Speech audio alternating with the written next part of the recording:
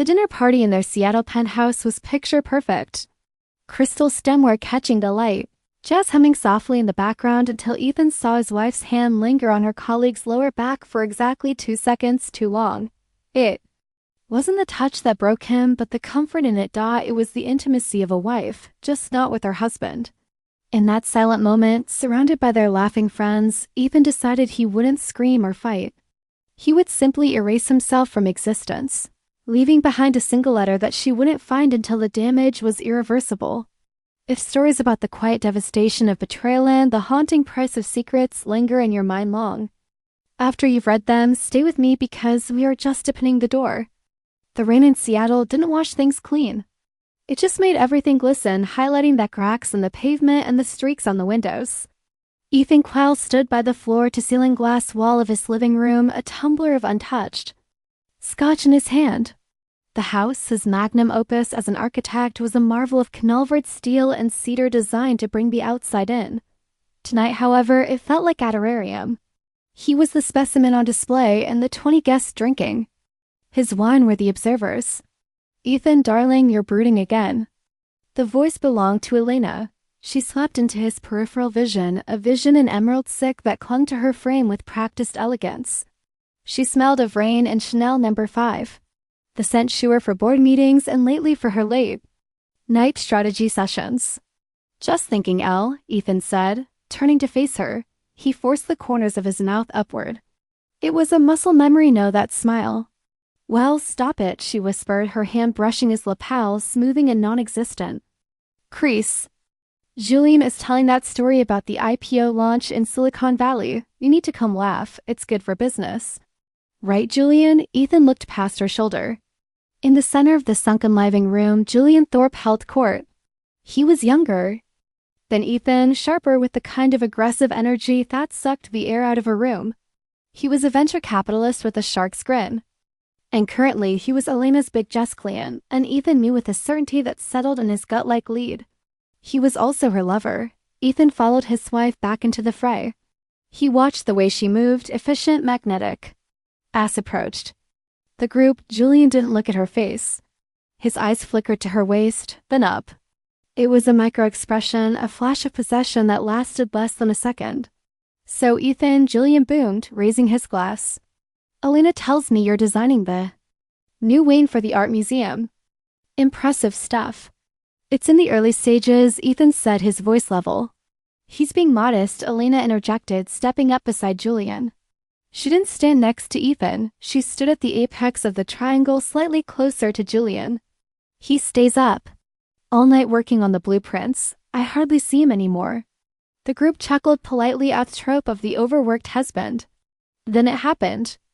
Elena laughed at something Julien said, tilting her head back, exposing the long line of her throat. As she did, she lost her balance slightly on her stilettos. It was a graceful stumble. Julien's hand shot out to steady her. He didn't grab her arm. He placed his hand on the small of her back, his thumb pressing into the silk, rubbing a small, intimate circle against her spine. It was a reflex, a lover's reflex. Elena didn't flinch. She leaned into it for a heartbeat before correcting her posture. She glanced at Julien, her eyes softening in a way Ethan hadn't seen directed at him in 3 years. Then she looked at Ethan, her expression snapped back to the polished mask of the hostess. But the damage was done. The silence in Ethan's head was deafening. The jazz music, the clinking of ice against crystal, the chatter, it all faded into a dull hum. He looked at the woman he had been married to for 10 years. He saw the ambitious publicista needed a trophy husband for the bio and a shark lover for the thrill.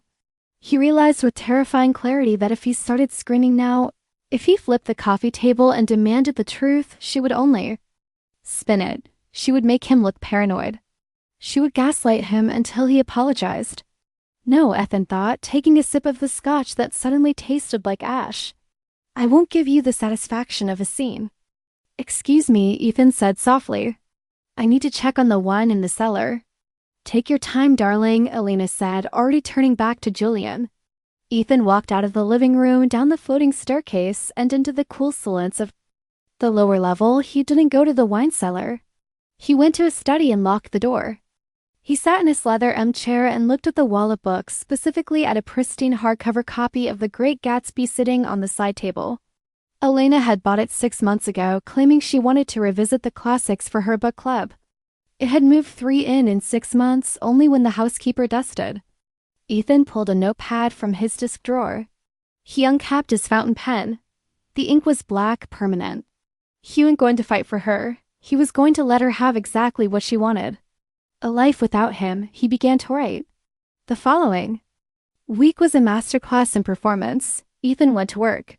He drank his coffee. He kissed Elena on the cheek before she rushed out the door.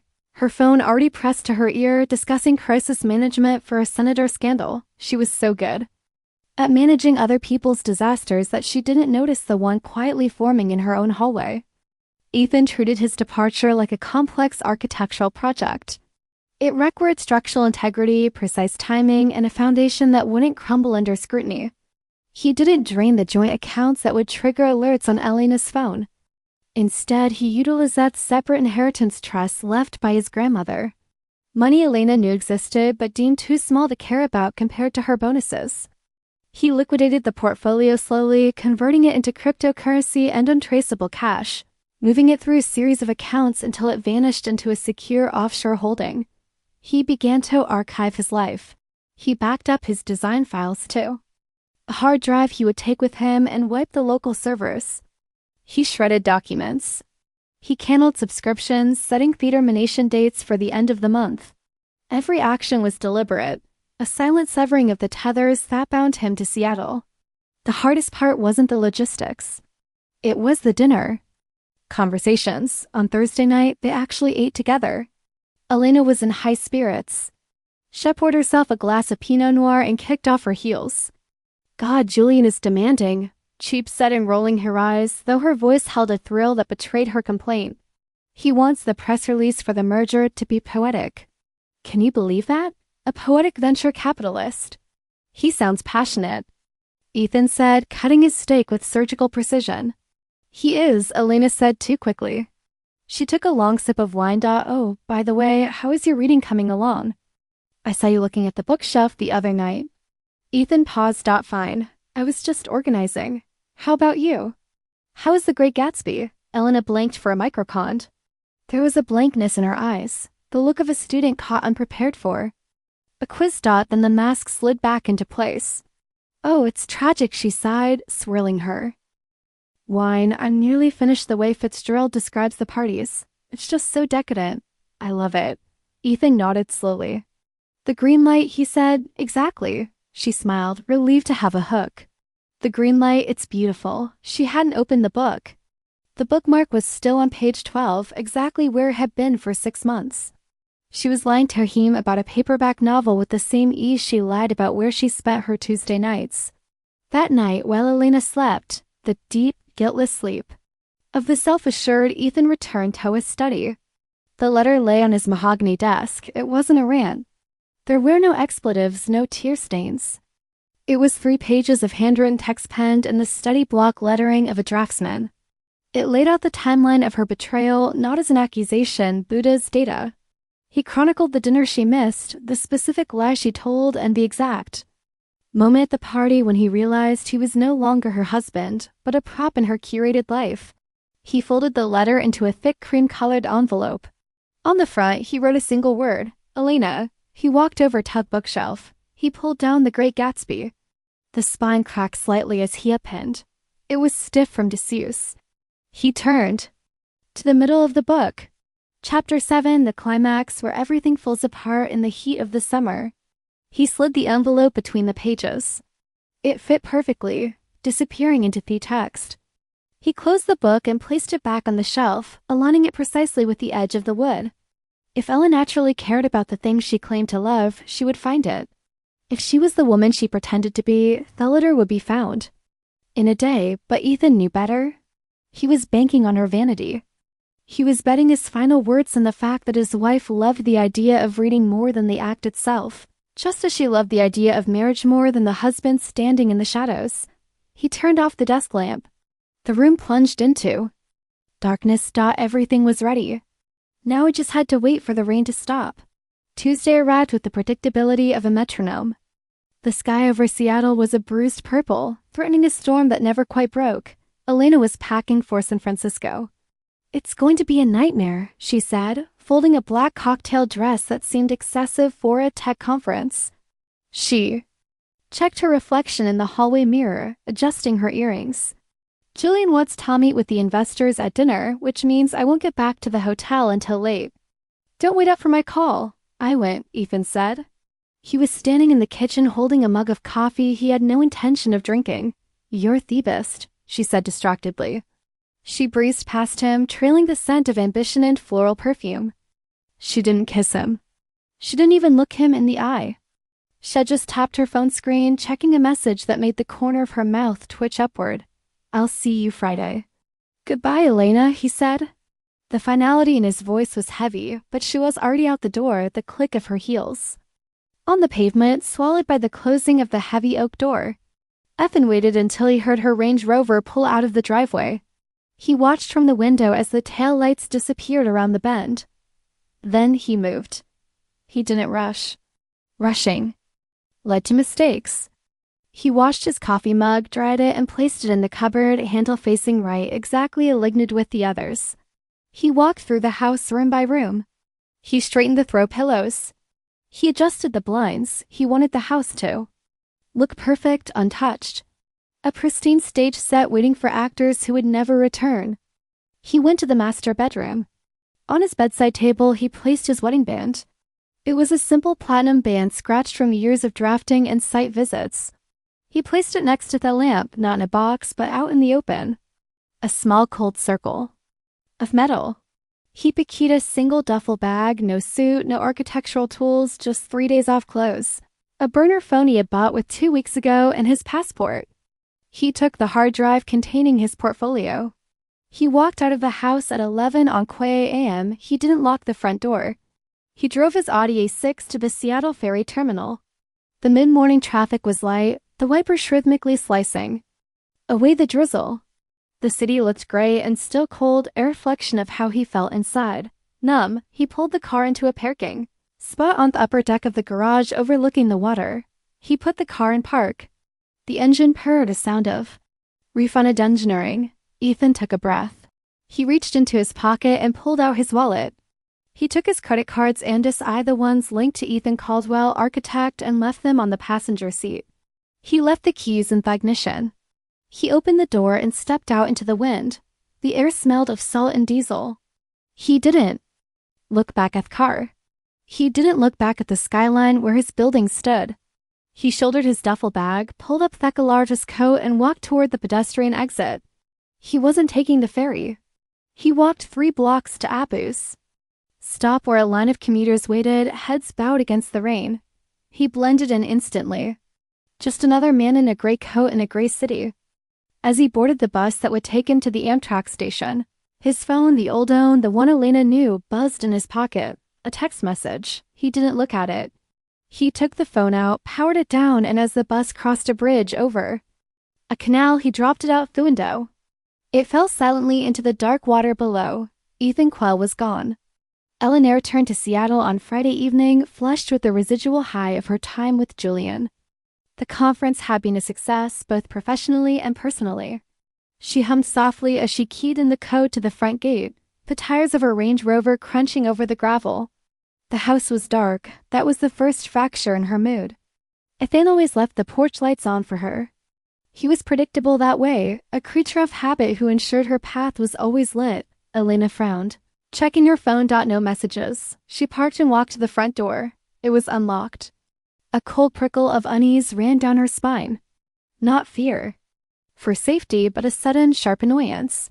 Had he forgotten to lock up? Was he so absorbed in his blueprints that he'd become careless? Ethan sheckled out, stepping into the foyer. Her voice echoed against the glass walls. The silence that answered her was heavy, curated, and absolute. She walked through the living room. Everything was perfect. Too perfect. The pillows were cupped, the coasters aligned. It looked like a showroom devoid of the messy warmth of human habitation. She went upstairs to the master bedroom. The bed was made with military precision, the duvet taut. She tossed her purse onto the mattress and turned toward the nightstand, ready to check the bathroom. Then she saw it. Under the harsh glow-off recessed lighting, the platinum band gleamed on the bedside table. It sat next to the lamp, stripped of its owner. Elena froze. She picked up the ring. It was cold. Ethan, she said again, louder this time, her voice rising an octave. She checked the closet. His side was sparse. His favorite gray coat was gone. The duffel bag he used for gym trips was missing. Panic flared, hot and sudden. But it wasn't the panic of a wife missing her husband. It was the panic of a control freak losing the script. Where the hell are you? She thought, her grip tightening on the ring. You don't just walk out. Not on. The doorbell rang. It wasn't a friendly chime. It was a sharp, insistent demand. Elena moved to the window. Blue and red lights pulsed against the wet driveway, reflecting off the glass house like a strobe light. Apple's cruiser. She took a breath. In that single inhalation, Elena, the wife, receded, and Elena, the crisis manager, stepped forward. She smoothed her hair. She forced her breathing to shudder. She rubbed her eyes until they were red and watery. By the time she opened the front door, she looked like a woman on the verge of collapse. Mrs. Caldwell? The officer asked. He was young. Rain dripping from the brim of his hat. Yes, what is it? Is it Ethan? Her voice trembled. Perfectly. May we come in, ma'am? 10 minutes later, she was sitting on the edge of the white sofa, clutching a glass of water she didn't want. 2 officers stood before her. We found the vehicle at the ferry terminal parking deck about 3 hours ago, the older officer explained gently. Keys were in the ignition, wallet and ID on the passenger seat, but no sign of Mr. Caldwell. The ferry, Elena whispered, looking down at her hands. He likes to watch the boats sometimes when he's stressed. Was he stressed, Mrs. Quell? Did he have any reason to leave? The question hung in the air. Was he stressed? Of course not. He was Ethan. He was the background noise to her life. But if she said everything was fine, it would look suspicious. If she said they fought, they would investigate her. He's been working so hard, she lied. The fabrication tasting sweet and familiar. On her tongue. The museum project, that brusher, he's been distant lately. I thought he just needed space. We were going to treat this as a missing person case for now, the officer said, taking notes. Since the wallet was left behind, it's concerning. We'll need access to his phone records, bank accounts. Elena's heart stopped. Phone records? If they looked at the phone bill, they would see the calls, not from Ethan, but to the house. Or worse, if they interviewed her friends. Of course, she said, her voice weak. Whatever you need, just find him. As soon as the police left, promising to return in the morning with detectives, Elena locked the door. The performance dropped instantly. Her face hardened into a mask of fury. She marched to the kitchen and poured a shot of vodka. She downed in one burn. "Yow, bastard," she hissed into the empty room. "You didn't just leave, you staged a scene." She grabbed her phone and yelled Julian. "Don't come over," she snapped the moment he answered. "Wow, hello to you too. What's wrong?" "Wrong." "Don't come over," she snapped the moment he answered. Ethan Asconi. The police were just here. They found his car at the ferry terminal. He left his wallet. Silence on the other end. Then Julian's voice lower guarded. "Did he leave a note?" "No, nothing. Just this ring." "Elena, if he left his ring, do you think he knew about us?" Elena looked at the empty spot on the counter where Ethan usually made his coffee. She thought about the dinner party. The way he had looked. At her, or rather through her. "I don't know," she whispered, a true shard of fear finally piercing her chest. "But I'm going to find out, and until I do, we are just friends. Do you understand?" Dead silence, Julian. She hung up. She stood alone in the glass house, surrounded by the dark, terrified not of the man she had lost, but of the story he might be telling the world by his absence. 2 years later, the silence in the glass house had changed. It was no longer the peaceful, contemplative silence Ethan had cultivated. It was a heavy, suffocating static that filled every corner. Elena stood by the kitchen island, staring at the nail. A large envelope from the King County Superior Court lay on top. Declaration of absence. It wasn't a death certificate. Without A body, the state wouldn't grant that yet, but it was a legal nod to the fact that Ethan Caldwell had simply ceased to exist. Are you going to stare at that all morning? Julian walked into the kitchen. He was wearing a bathrobe that remained open. Ath chest, scratching his head. The sharp, aggressive energy that had once been so intoxicating to Elena now just felt abrasive. He didn't look like a shark anymore. He looked like a man who was hungover. It's the court papers, Elena said, her voice brittle. It's official. He's absent. He's been absent for 2 years, Julian grunted, pouring coffee into a travel mug. He didn't offer to pour her one. Can we please move on? It's depressing. We're supposed to be celebrating the acquisition. Elena looked at her new husband. They had married 6 months ago in a small, tasteful ceremony in Napa. It was supposed to be the start of their real life out of the shadows. But the shadows had followed them. Without the thrill off forbiddance, without the sneaking around, the stolen glances, the risk, Julian was just a man. A man who chewed too loudly, who checked in his stock portfolio during sex, and who lacked the quiet, steady empathy Ethan had always provided. I saw someone who looked like him yesterday, Elena whispered almost to herself. Norpike Place, gray coat, shoulders hunched. Julian slammed the mug down. Coffee splashed onto Thecronite. Stop it, he snapped. You do this every week. You see him in the grocery store. You see him in traffic. He's gone, Elena. He probably jumped off ferry or he's sipping. My ties in Mexico laughing at us.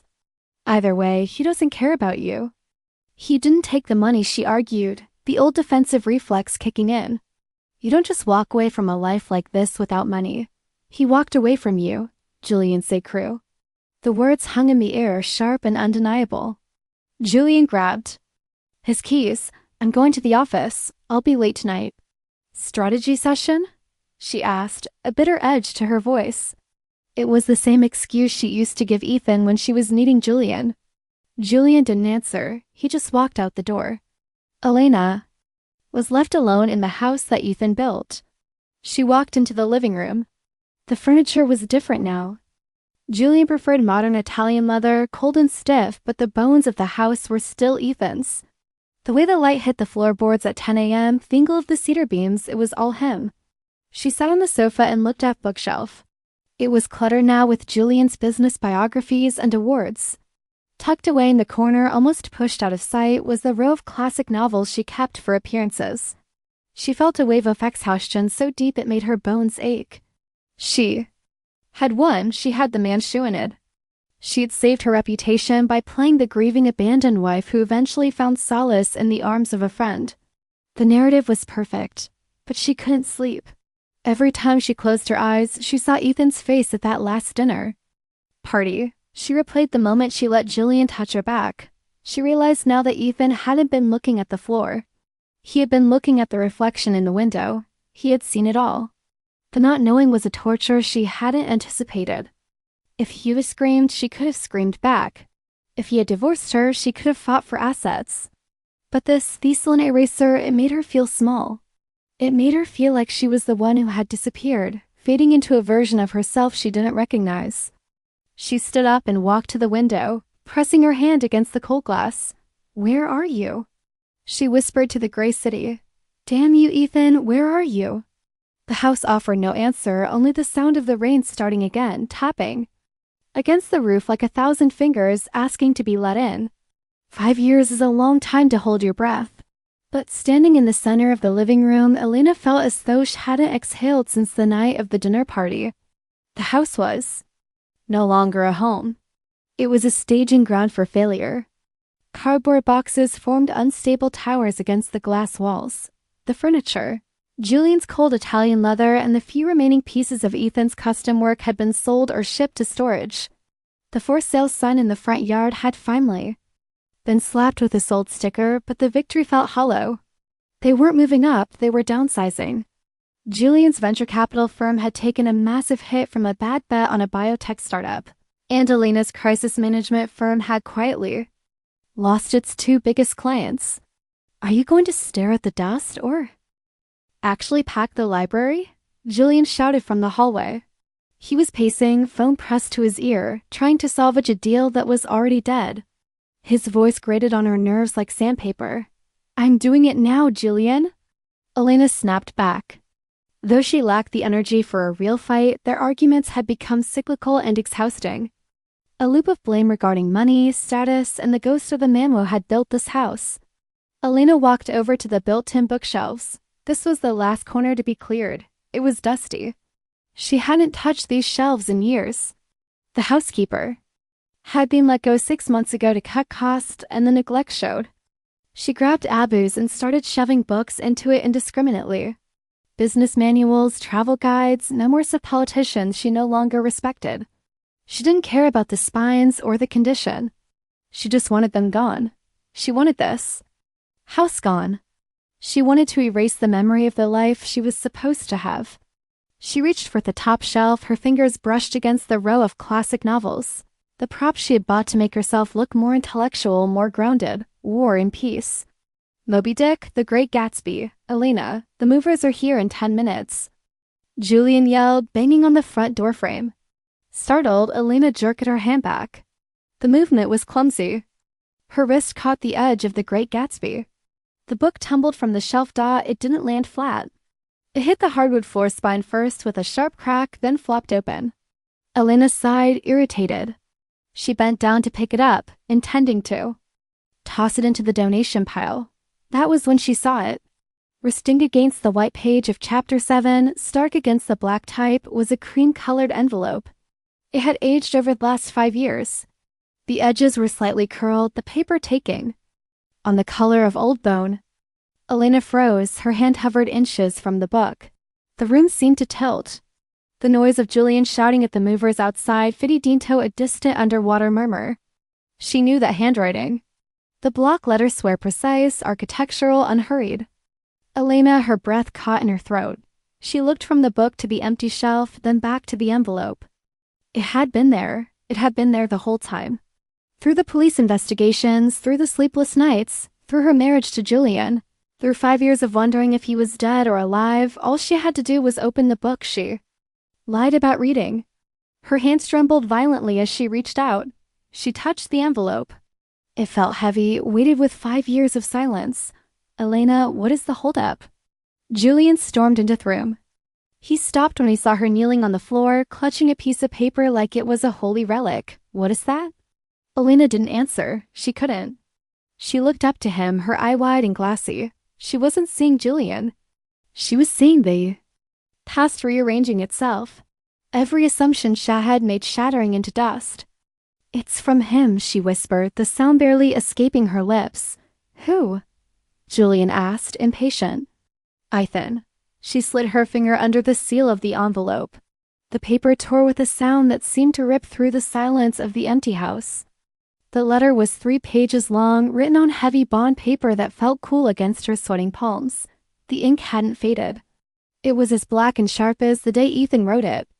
Elena, for God's sake, we are paying the movers by the hour. Julian barked, stepping closer. What does it say? Is it a suicide note? Quiet, Elena whispered. It was the first time she had ever ordered Julian to be silent. The authority in her voice was so absolute that he actually stopped, blinking in surprise. She sat back on her heels amidst the dust and chaos of the moving boxes, and she began to read. My dear Elena, if you are reading this, it means you have finally decided to read The Great Gatsby. Or perhaps you just knocked it over. I'm betting on that letter. I've watched that book sit on your nightstand for 6 months. You told your friends you loved the symbolism off the green light, but you never once cracked the spine. It was just a prop like the Amy's chair you never sit in, like us.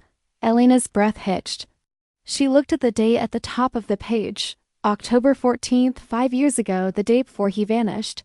I didn't leave because of Julian. Yes, I know about Julian. I saw you touch his back at Fedner party.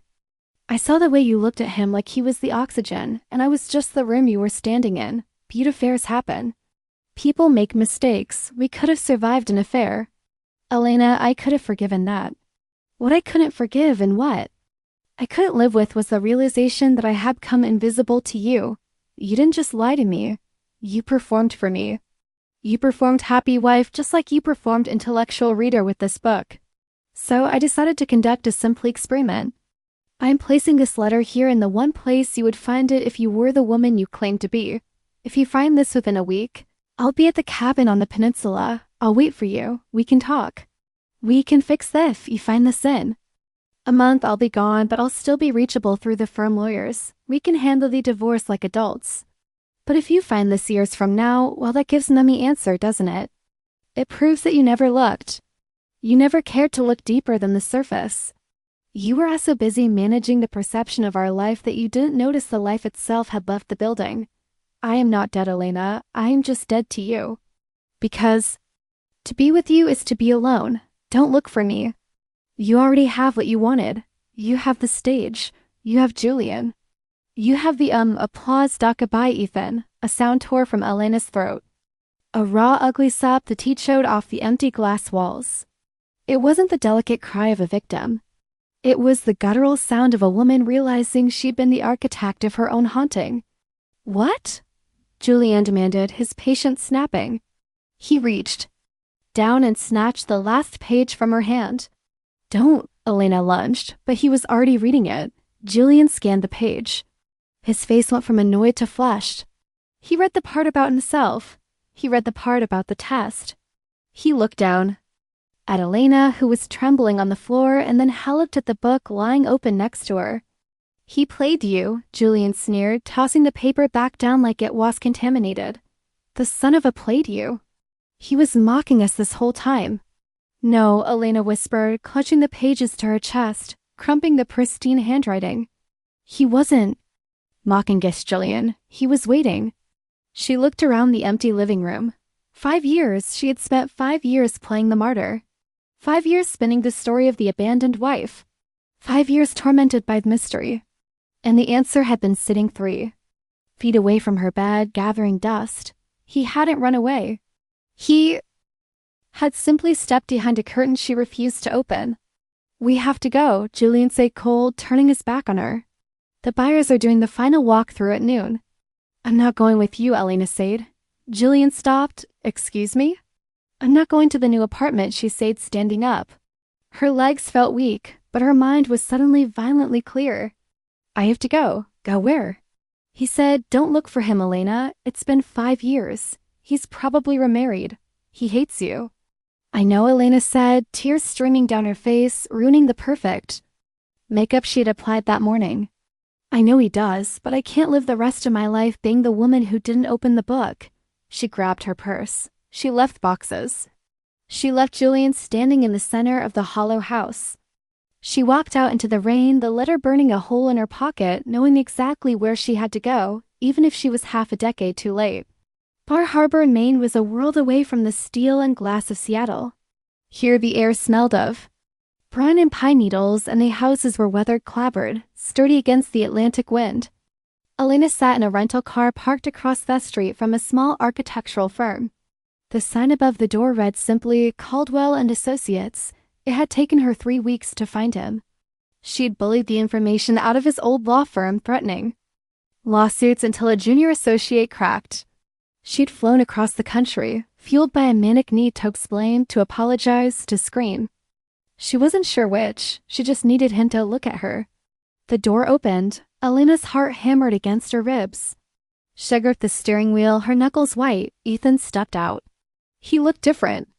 The sharp tailored suits were gone, replaced by a thick Kablik knit sweater and dark jeans. He had a beard, salt and pepper, which softened the angular lines of his jaw, but it was his posture that stopped her breath. In Seattle, he had always walked with a slight hunch, as if bracing for a blow. Now he stood tall. He looked lighter. He went alone. A woman followed him out. She wasn't glamorous. She wore a canvas jacket and boots, her hair pulled back in a messy bun. She was laughing at something he said. Ethan reached out and took her hand, not with a tentative hesitation. He used to show Elena, but with an easy, grounded confidence. Then a little girl, maybe 4 years old, ran out from behind the woman, clutching a plastic shovel. Ethan scooped her up effortlessly, swinging her onto his hip. The sound of his laughter drifted across the street, carried by the wind. It was a sound Elena hadn't heard in a decade. She opened the car door. She didn't know what she was doing. She just needed to be seen.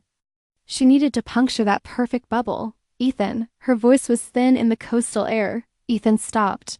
He froze mid-laugh.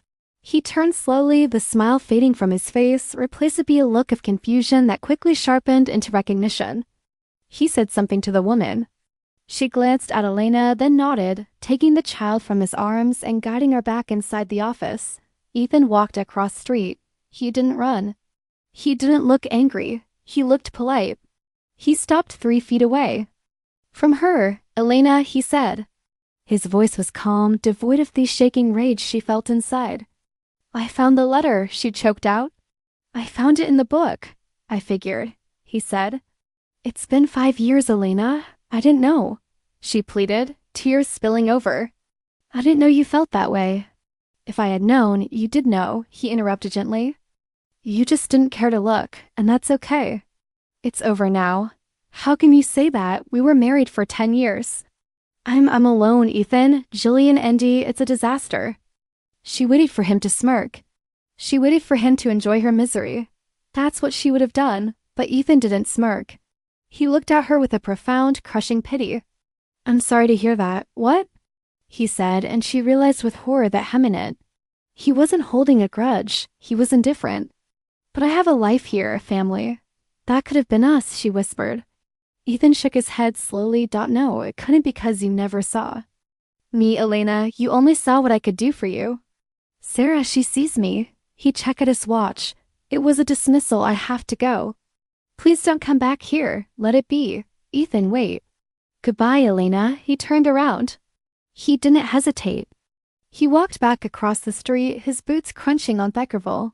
He opened the door to his office and the bell chimed. Before he stepped inside, he didn't look back over his shoulder. He didn't pause for a dramatic final glance. He just went inside and closed the door. Elena stood alone on the sidewalk. The wind whipped her hair across her face. She looked at that closed door, then at the gray ocean beyond. She realized then that the tragedy wasn't that he had left. That tragedy was that he had been right. She got back into her car. She turned the key. There was nowhere to go, but Shekel didn't stay here. She drove away, leaving the man who was no longer her husband and the life she'd been too blind to.